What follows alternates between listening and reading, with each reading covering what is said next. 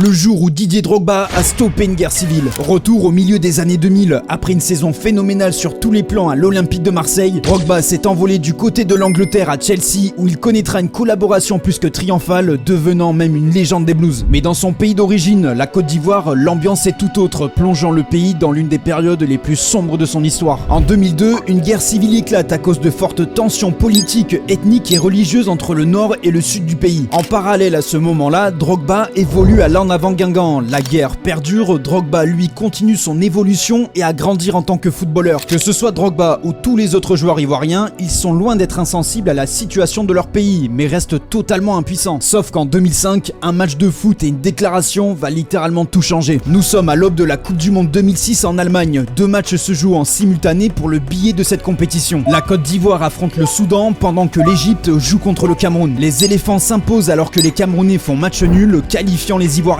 Profitant de la qualification en après-match et de façon totalement spontanée, Didier Drogba prend le micro en direct à la télévision et déclare ceci. Le seul pays de l'Afrique qui a toutes ses richesses ne peut pas sombrer dans la guerre comme ça.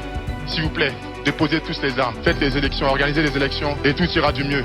Suite à ces propos, les deux camps qui s'affrontaient se rapprochent, réduisant les tensions au sein du pays, faisant même arrêter totalement la guerre en 2007. Didier Drogba n'a pas la moindre conscience de l'importance de ces mots, mais va prouver une nouvelle fois au monde entier que le football, ce n'est pas que 11 mecs qui courent derrière un ballon.